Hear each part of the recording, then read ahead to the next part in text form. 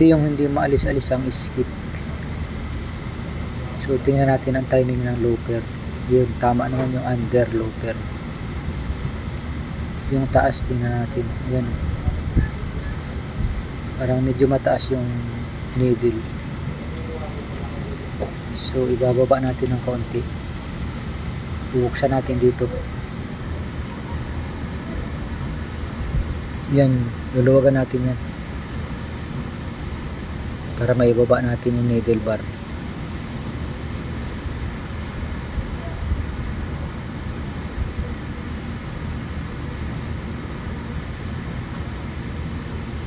Yan, maluwag na.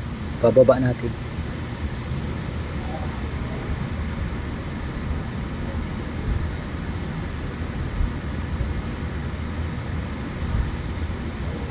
Yan, mga ganyan lang.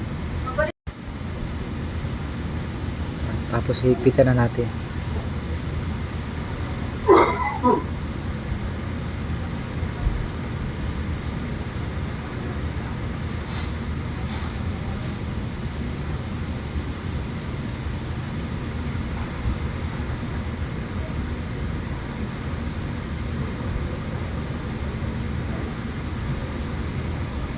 Tapos i-adjust din natin yung ilalim. Kasi binaba natin yung needle bar. Tatiming din natin yung ilalim.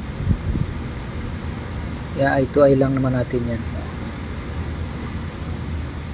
Bali 3 kasi ang timing nito.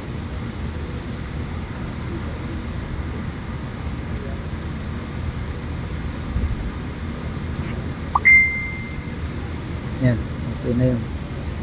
Eye to eye natin.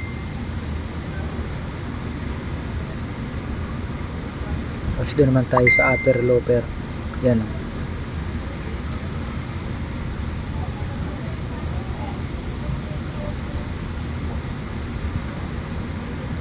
Yan, tapos dito na tayo. Yan, pangatlong timing yan.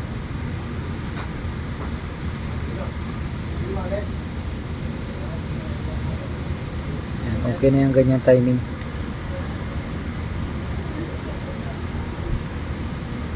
Itatry natin. Sana wala na siyang skip. Yan siya, maganda na siya. Isa pang ikot.